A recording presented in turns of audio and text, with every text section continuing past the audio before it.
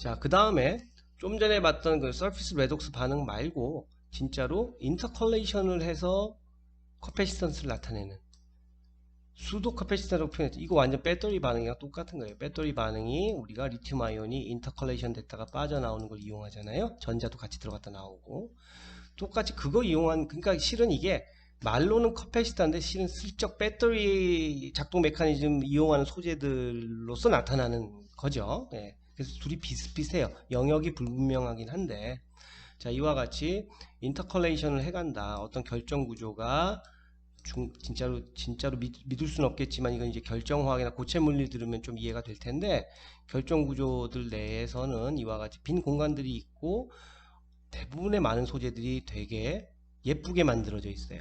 시메트리라고 해서 대칭성도 있고, 이와 같이 빈 공간들이 터널로 나타나거나 여러 가지들을 나타내는데, 이러한 터널들에 리튬 아이온들이 삽입됐다가 빠져나가고, 들어올 때 플러스 이온이 어쨌든 들어왔으니 전자도 뭐 같이 딸려 들어오고, 자, 이걸 이용하는 반응이다. 그런데 여전히 똑같이 배터리하고의 큰 차이점, 배터리는 굉장히 그런 리튬 아이온들이 깊숙이까지 들어왔다 나간다. 깊숙이 들어간다는 뜻은 깊숙이 들어가면 많이 들어가겠죠. 많이 들어갔다가 많이 나온다. 근데 얘네들 그냥 표면에서 깔짝깔짝 나오기 때문에 실제로 배터리만큼의 용량은 나타내지 못하고, 대신에 빠른 반응이니까 그래서 커패시터라는 어플리케이션으로 쓰이는 거고 수도 커패시터라고 부른다. 자, 이렇게 개념을 잡으시면 될 것 같아요. 배터리도 그렇지만 배터리보다도 더 쉘로우하게 왔다 갔다 하는 애들이니까 뭐 충방전을 자주 해도 이 소재가 결정학적으로 붕괴되거나 변화되는 건 뭐 당연히 적을 거고요. 자, 그래서 대표적으로 일단은 이러한 커패시터로 쓸 수 있는 물질로는 이제 몰리브데늄 옥사이드하고 나이오빔 옥사이드가 있습니다. 계속 똑같은 얘기를 반복하지만 배터리랑 유사하다. 근데 표면에서만 삽입됐다 나가는 걸 이용하는 거야 라는 겁니다. 자, 그래서 대표적인 애들 두 가지 중에 우리가 나이오빔 옥사이드에 대해서 조금 더 살펴볼게요. 좀 전에 얘기한 것처럼 이거 완전히 배터리 반응이죠. 리튬 아이온 들어가고 전자들도 이렇게 들어갔다가 빠져나오고 빠져나와 인데, 자, 이거를 가지고 이제 쉘로우하게 어쨌든 서피스에만 반응이 일어나는 거고, 이게 진짜로 반응 메커니즘이 인터컬레이션이다 라는 것을 증명해 주는 실험들이 이런 것들이 있어요. 자, 만약에 지금 이 반응이 지금 커패시터를 우리가 적용을 한 거고, 만약에 이게 물리적인 흡착을 통해서만 이와 같은 용량들이 발현이 되고 있다라면, 물리적인 흡착이라고 하는 건 지금 우리가 EDLC에서 봤었지만 그 소재 표면에 붙었다가 나오는 거니까 그 소재 내부가 결정 구조가 잘 만들어져 있든 안 만들어져 있든 별 상관이 없잖아요. 그죠? 물리적으로만 흡착했다 떨어지는 거라면. 근데 봤더니 그렇지가 않더라는 거예요. 이 나이오빔 옥사이드라는 소재를 이와 같은 리튬 베이스의 전해질을 쓸 때는 뭔가 용량을 나타내는데, 소듐을 기반으로 하는 전해질에서는 용량을 안 나타냈다는 얘기예요. 만약에 이 반응이 지금 이렇게 나타나는 용량이 흡착에 의한 거라면 리튬 아이온이든 소듐 아이온이든 흡착됐다 떨어지는데 뭔 차이가 있겠어요? 둘의 차이는, 리튬하고 소듐의 가장 큰 차이는 사이즈죠. 사이즈가 크고 작고예요. 따라서 리튬일 때는 되고 소듐일 때 안 된다는 건 얘네들이 반응을 나타낼 때는 인터컬레이션에서 안으로 들어가고 있고, 소듐을 썼더니 안 돌아간다는 얘기는 소듐 아이온이 크니까 이 공간 사이즈보다 소듐 아이온이 크니까 못 들어간 거야 라면서 간접적으로 우리가 이 반응이 리튬일 때만 나타나는 거 보니까 이거 인터컬레이션이 일어나고 있구만 이라고 얘기를 할 수 있겠죠.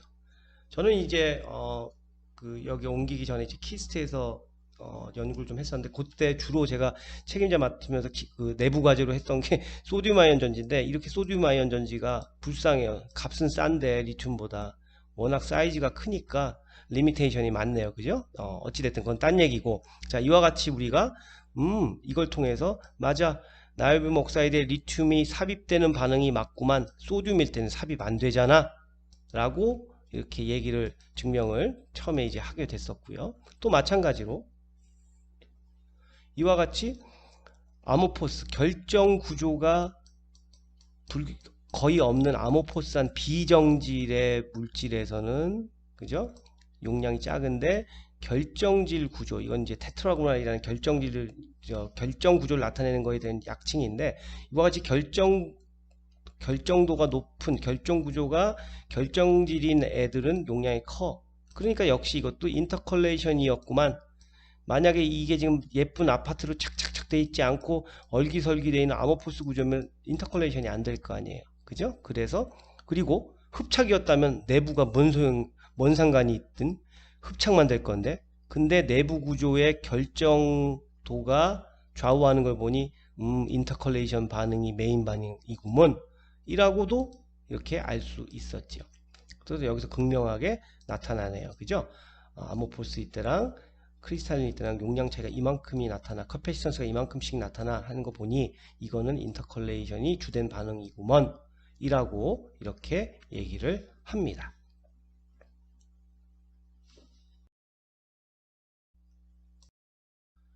자, 그러면 우리가 커패시타에 대해서 현재 많이들 연구가 아직도 많이들 하고 계신 연구들에 대해서 트렌드 한번 살펴보도록 하겠습니다. 자, 물론 EDH라고 했던 우리가 그죠? 배웠던 전기 이중증 커패시터도 꽤 지금 용량들을 많이 늘리려고 노력들을 하고 있어요. 전통적인 액티베이티드 카본은 이제 한계가 어느 정도 있지만 우리가 카본 나노튜브나 이런 것들을 통해서 이런 캐패시턴스를 늘리려는 연구들이 많이 진행되고 있고요. 주로 이제 요 그래프 테이블 자체는 슈도 캐패시터에 대해서 이제 나타낸 거다 보니까 대부분의 이제 슈도 캐패시터에 대해서 이렇게 언급을 해 놨습니다. 그래서 여러 가지 고분자들을 이용한 캐패시터도 있고요. 그리고 제가 우리가 조금 전에 살펴보았던 가장 대표적으로 가장 각광을 받는 게 실제로는 이와 같은 루테늄 옥사이드를 가지고 만든 캐패시터가 이제 가장 용량을 높이 나타낼 수 있기 때문에 연구들이 많이 진행되고 있습니다. 그래서 이론적으로는 자, 이와 같이 보면 수도 캐패시터가 결국은 바로 이 난페러데이칸 흡착만을 이용하는 게 아니라 페러데이칸 레독스 반응을 이용한다. 즉 차지가 트랜스퍼 되는 것들을 이용하는 거다 라는 것을 단적으로 알 수 있는 게 이와 같이 전이금속을 사용한 산화물들이 쓰이고 있잖아요. 다시 말하면 이런 물질을 써야 된다는 이유 자체가 전자 주면서 옥시데이션 스테이트가 여러 개가 될 수 있어서 전자를 줄 수 있는 이런 애들이 수도 캐패시터의 가장 대표적인 캔디데이트이다. 따라서 수도 캐패시터는 전통적인 난페러데이칸 EDH와는 달리 페러데이카다 라는 게 가장 큰 특징인 거 꼭 기억을 하고요. 자, 그 다음에 이 망간이라고 하는 게 너무 좋죠. 망간이랑 엄청 싸요. 다른 니켈, 코발트에 비해서 엄청 가격을 지금 요즘 수준으로 따져도 한 10분의 1밖에 안 되는 좋은 저가의 소재지만, 그리고 리서치 보고상으로는 800 정도의 캐패시턴스를 나타내는 보고도 있지만 실제로는 굉장히 주로 이렇게 성능이 좋지는 않고 실제로는 루세늄 옥사이드가 그 가능성을 보여줬어요. 하지만 이 전장에서 우리가 언급했듯이 가격적인 면에서 너무나 불리하기 때문에 그렇게 상용화 관점에서 좀 어려운 점이 있다라는 것도 꼭 기억을 해주시고, 자, 여기 제가 지금 표시를 했지만 이렇게 되는 애들이 이제 이건 뭔가 조합이 이것들을 복합 컴포짓으로 썼을 수도 있고, 아니면 이것들을 한쪽 전극은 루테늄 옥사이드, 한쪽 전극은 CNT로 해서 하이브리드 캐패시터로 적용했을 수도 있는데, 그거는 이 그래프상으로는 지금 알기는 좀 어렵고, 자, 그 다음에 하나 언급하고 꼭 얘기를 할 거는, 여기 보면 루테늄 옥사이드인데 가로 열고 솔젤이라고 적혀 있어요. 여러분이 배운 과목들 중에 연관된 것들이 있을 것 같긴 한데, 자, 우리가 어떤 물질을 만드는 데 있어서 여러 가지 방법들이 있죠. 그냥 고체 상태로 섞어서 고온에서 구워서 만드는 방법도 있고, 프리시피테이션이라 그래서 굉장히 용액상에서 우리가 용액상에 있는 물질을 침전을 시켜서 우리가 되게 파인한 미세한 아주 작은 파티클을 얻어내는 방법도 있고요. 이러한 솔젤법이라는 걸 통해서 또한 물질을 만들 수도 있어요. 이 솔젤법이라는 거는 말 그대로 여러분 저 머리에 바른 젤 생각하시면 돼요. 솔이라는 상태에서 젤로 바뀌어서 물질을 합성하는 방법인데, 얘네들의 가장 큰 장점이 작은 파티클을 만들 수 있다라는 것이고, 그 이유가 작은 파티클을 만들 수 있는 이유가 합성 온도가 낮기 때문이에요. 솔젤법을 쓰면 합성 온도가 낮아진다, 그 뜻이 어떤 의미냐면, 우리가 고체 상태끼리 물질을 섞어서 만드는 고상법의 경우에는 굉장히 파티클들이 큰 상태고 얘네들이 디퓨전 하기가 너무 어려워요. 근데 솔젤법이나 침전법을 사용하면 지금 크기의 한 50분의 1, 100분의 1 정도의 작은 아이언들이 잘 섞여 있는 애들을 만들 수 있게 되고, 또한 미세한 파우더기 때문에 그 합성할 때 온도가 높을 필요가 없어지게 돼요. 따라서 솔젤법을 사용하게 되면 합성 온도를 낮출 수가 있다는 장점이 있는 거고요. 그래서 우리가 아까 봤었지만 전장에서 볼 때 이 루세늄 옥사이드는 또 특이하게 그냥 결정 구조를 잘 만들거나 이런 게 이슈가 아니었고, 제일 중요한 팩터가 그 무수화물, 결정수가 존재하도록 만들어주는 게 중요했잖아요. 그죠? 결정수가 안정된 온도라고 보통 우리가 얘기하는 건 300도 이하라고 얘기를 했죠. 300도 이상의 온도가 되면 이러한 그 결정 구조 안에 박혀 있는 결정수들도 증발해서 물로서 수증기로서 날아가게 돼요. 따라서 그 루테늄 옥사이드의 가장 큰 메커니즘이었던 그 하이드로스한 그죠? 결정수를 크리스탈라이즈드 워터를 가지고 있으려면 낮은 온도에서 합성해야 되니 솔젤법을 썼어. 그랬더니 성공적으로 높은 축전 용량을 나타냈어. 자, 이렇게 이해를 해주시면 될 것 같아요. 특별히 여기서 이와 같은 합성법을 논했다는 의미는 그런 의미가 있다. 자, 이렇게 생각을 해주시면 될 것 같습니다.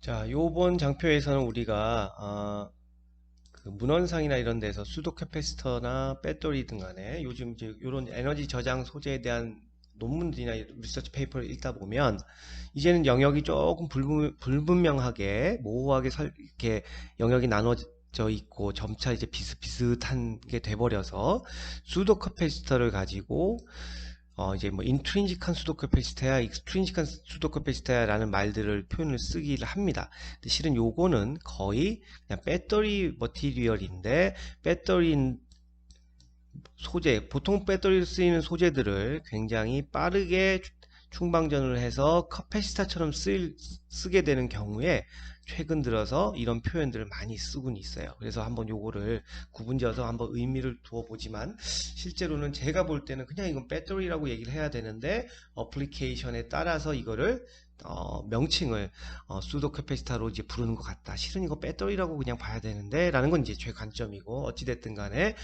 캐패시터 하시는 분들은 요렇게들 얘기들을 합니다. 그래서 인트린직한 수도 캐패시터는 우리가 좀 전에 살펴보았던 LiMbO3나 그리고 루세늄 옥사이드처럼 쉘로우하게 인터컬레이션 되는 애들이야 라고 보통들 이제 진짜로 요거 이제 캐패시터의 흡착과 비슷하면서도 이렇게 반응이 일어나는 애들을 얘기를 하고요. 가장 이제 캐패시터랑 원래 배터리하고 구분을 하려면 결국은 원래 시작 자체가 EDLC를 시작으로 했었고, 가장 기본적인 캐패시터의 개념은 그죠? 피지컬한 흡착이다 보니까 아무래도 인트린직 수도 캐패시터야 라는 거의 가장 큰 카테고리의 특징은 상변화가 없어. 그만큼 인터컬레이션이나 이런 게 있기는 하더라도 굉장히 작은 부분이기 때문에 배터리 소재에서 나타나는 것처럼 리튬 아이언이 막 들어갔다가 나오면서 구조들이 나중에 붕괴되거나 열화가 일어나는 것과는 달리 페이지 트랜스포메이션이 없는 거야 라고 우리가 디파인을 하게 되고요. 또한 이거는 흡착을 하는 애들이야. 소재가 사이즈가 작건 크건, 모폴로지가 비표면적이 크건 작건 간에 관계없이 특성이 나타나야 돼. 물론 수치적으로는 밸류가 낮은 값이 나오거나 이럴 수는 있지만, 어쨌든 흡착이라는 개념이니까 작은 애들 여러 개 있든 큰 거 있든 흡착은 일어나야 되잖아. 그러니까 파티클 사이즈에는 영향을 별로 안 받아 라고 얘기한다면 그게 이제 인트린식한 원래부터 고유의 수도 캐패시터라고 얘기를 할 수 있겠고요. 이 익스트린식 수도 캐패시터가 이제 점점 중요해지는 것이 실제로 배터리 소재로 연구되던 것들을 이제 어플리케이션을 할 때 빨리 충방전을 하거나 빠른 커런트를 줘서 캐패시터처럼 비헤이버를 나타내는 것들을 가지고 얘기를 하기 때문에 실제로는 이렇게 돼 있어도 대부분이 배터리 소재랑 같은 소재를 쓰는 경우가 많다. 다만 얘네들은 그러니까 이 캐패시터는 보면 이게 그 흡착을 주로 하는 캐패시터가 아니라 탈삽입을 주로 하는 배터리와 같은 동일한 메커니즘을 갖는 그런 캐패시터들이기 때문에 벌크 상태에서의 페이즈 트랜스포메이션도 나타나게 되고요. 그 다음에 일단은 돌덩이 같은 큰 물질이라면 많이 못 들어가죠. 그죠? 기본적으로 익스트린식 수도 캐패시터는 흡착을 주로 하는 게 아니라 인터컬레이션 반응을 하는 배터리 소재들을 주로 하고 있기 때문에 이러한 수도 캐패시터 특성을 나타내려면 동글뱅이들 큰 애들 말고 나노 스케일로 작게 만든 애들이어야 착착 들어갔다 딱 들어갔다 조금 나오고 이렇게 나타나는, 따라서 나노 스케일일 때만 이런 고율 특성, 고출력 특성이 나타나는 그런 소재들을 보통 우리가 익스트린식 수도 캐패시터라고 부른다. 다만 실제로 똑같은 놈을 가지고 한쪽은 철수라고 부르는 거고 한쪽은 톰이라고 부르는 것처럼 조금 헷갈릴 수 있으니까 그 부분은 나중에 리서치 페이퍼를 보더라도 여러분이 딱 중심을 잡고 볼 수 있었으면 좋겠어요. 다시 말하면 배터리 소재들 중에서도 충방전을 엄청 빨리 하면 이렇게 캐패시터 특성이 나타나거든요. 과연 그것을 익스트린식한 수도 캐패시터라고 부를 거냐, 그냥 배터리의 고출력 특성을 본 거라고 할 거냐라는 건 이제 같은 사람을 뭐 철수로 부를 거냐 톰이라고 부를 거냐 그 차이다. 어쨌든 같은 소재들을 많이 이용을 한다. 자, 그렇게 썸머리를 하도록 하고요. 따라서 리튬 코발트 옥사이드 하면 대표적인 배터리 리튬 아이온 전지의 양극 소재잖아요. 근데 그런 거를 갖다가 굉장히 이와 같이 보면 작을 때는, 입자가 작을 때는 이와 같이 리니어한 프로파일을 나타내면서 표면에만 리튬 아이온이 저장돼. 그래서 뭐 배터리 소재지만 벌크할 때는 보통 인터컬레이션이나 요것들이 중요하게 되고 작은 애들로 만들게 되면 표면 반응이 중요하게 돼서 수도 캐패시터처럼 나타나게 돼 라고 이렇게 표현들을 하게 됩니다. 그리고 이와 같은 것들이 보면 굉장히 작은 애들로 만들수록 이와 같은 현상이 나타나잖아. 그래서 배터리 소재지만 매우 작은 나노 스케일로 만들어서 수도 캐패시터의 어플리케이션으로도 사용을 한다. 자, 이렇게 생각을 해주시면 될 것 같고요. 또 하나 여기 다른 예도 굉장히 2차 전지의 음극 소재 중에 산화물 소재로 알려진, 우리가 뒤에 가서 이걸 다 배우게 되겠지만 LTO라는 스피넬 구조를 갖는 물질이 있어요. 이것도 실은 배터리 소재라고 모두 많은 사람들이 이렇게 얘기를 하지만 이것도 나노 스케일로 만들면 이와 같이 수도 캐패시터처럼 굉장히 높은 그 커런트 덴서티에도 반응을 하는 수도 캐패시터 라이크한 물질이 되라고 표현하면서 이렇게들 어플리케이션을 배터리지만 작게 만들어서 캐패시터에 적용하겠어, 수도 캐패시턴스를 나타내 라는 리서치 페이퍼들이 이제 많이들 눈에 보일 겁니다.